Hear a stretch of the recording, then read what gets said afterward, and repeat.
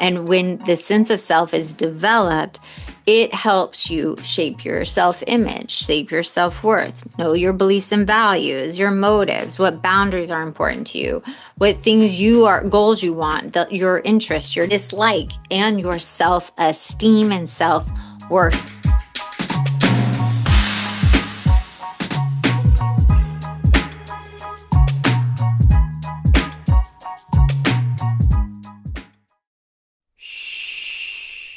Welcome to the Secret Life Podcast. Tell me your secret. I'll tell you mine.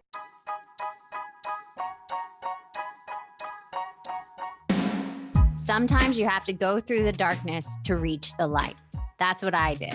After 12 years of recovery in sex and love addiction, I finally found my soulmate, myself. Please join me in my novel, Secret Life of a Hollywood Sex and Love Addict, a 4-time bestseller on Amazon. It's a brutal, honest, raw, gnarly ride, but hilarious at the same time. Check it out now on Amazon. Welcome to Secret Life Podcast. I'm Brianne Davis-Gantt. Today I'm pulling back the curtains of all kinds of human secrets. We'll hear about what people are hiding from themselves or others. You know those deep, dark secrets you probably want to take to your grave? Or those lighter, funnier secrets that are just plain embarrassing? Join me each week as we take a deep dive into one subject matter, exploring the how, what, when, where, and why of it all. Today, we are talking about, sense of self. I love this. This is one of the first questions I always give my clients. Where did you lose your sense of self? What is your sense of self? They usually go, what? What is my sense of self? And I said, I don't know. Figure it out. Let me know in next session, right? So the sense of self, why it's so important. Okay. This tells you obviously who you are, your traits, your belief, your purpose. The identity you have in this world is unique to you, and each person is completely different. And when the sense of self is developed, it helps you shape your self-image, shape your self-worth, know your beliefs and values, your motives, what boundaries are important to you, what things goals you want, your interests, your dislike, and your self-esteem and self-worth, like I said. It is all of that combined. It's a full you. I say it's even the shadow part of you. So it's the parts that we always keep hidden and who we are out in the world. It all comes together and develops your sense of self because you have more self-awareness, self-worth, the identity, and it's an inside job that shows on the outside. So you have your inner thoughts, your inner feelings, and then you have your external experiences and your interactions. And those things come together to make you. And it's a very complex concept. And the person evolves over time when they grow and they develop and they redefine the understanding of themselves, the role they play in the world. So it's a lifelong process. Even when you have a good sense of self, you're always evolving and getting new information about yourself. So I love this question as the first question because I like to hear what my clients think they lost their sense of self. Okay, let's hit it. Let's go through the list. Why is it important to have a strong sense of self and how a sense of self is developed, right? So I told you it's the image, the beliefs, the values, motives, the likes, dislikes. So how you develop it, you interact is how you interact with the world. So you start interacting with others, family members, competition in class, shapes your perspective of your abilities and identity. And this is where I see a lot of people. You can have the negative parts of your shadow, how you interact, but that shapes who you are. So if I have moments of not feeling good enough or smart enough or stupid, that shapes my sense of self. But then I get to go, but here I am, I wasn't a great reader. So that shaped my earlier sense of self that I wasn't smart, right? But then later in life, I got to re-look at that and go, Wow, how does that not help me? How do I need to look at it a different way? It's like I learned how to be on this earth. I'm street smart. I literally will learn things.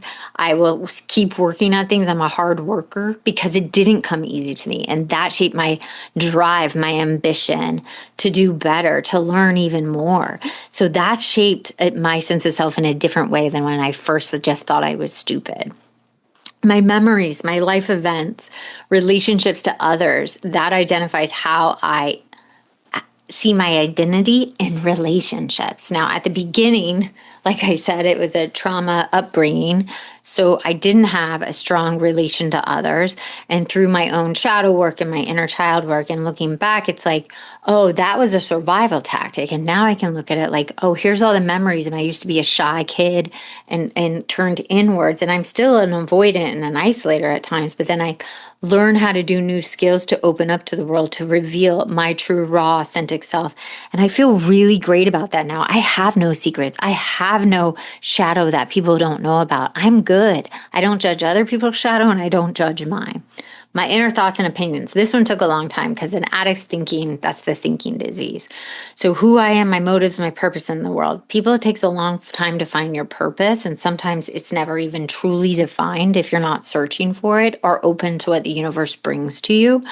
But my old inner thoughts would be those negative thoughts, right? That's a negative fantasy addict thinking. And now I see those negative, when a negative thought comes up, I said, that's an old belief and pattern that no longer works anymore. And I'm at changing that. I'm not a failure, right? I just had different success in a different way. And my idea, that's when I compare to other people's. And I have successes. I'm almost 16 years sober. I have a beautiful marriage. I have a child. I'd never thought I could be a great mom. And I am a really great mom. I help the world. I go out of my way to help people, even when I sometimes don't want to. And so it's like having that self-awareness. That is the most important. I can admit when I'm wrong. I can say I'm sorry. I can even say when I'm being an asshole. I can even say, oh yeah, I'm pissed, so I'll burn it all down. Like I have no problem. I have self-awareness about my feelings, my thoughts, my behaviors, my pattern, my character defects, the ones I want to turn into different assets, my weaknesses, where I struggle, and I talk about it. And I'm no longer afraid to hide those parts of me. And that makes your sense of self even stronger because no one can shake you. No one can come in and be like, I know all the secrets and all the bad things about you. And I'm like, no, because I will say it myself. I have no problem honoring and owning the broken parts of me that are healing. Why it's important? Because you're unique. Everybody's unique. I don't say everybody's special because that's like you can get an ego, but we're all unique. We're all different. And so when I distinguish myself from others, I hold a stronger sense of self. My mental health is better. My well-being is better. I take care of myself. I have a higher self-esteem. I have real confidence, not that fake, arrogant, ego-driven confidence of like a narcissist.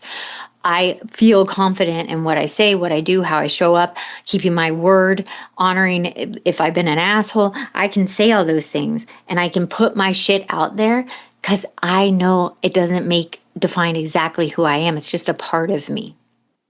And I can handle life's challenges. Life on life's terms, man. That's the only way to do it. Then I have a purpose. Before, my purpose was driven by fame, validation, attention, and ego. And now I see, oh, wow, when I step out of that ego-driven, my purpose is much bigger than me.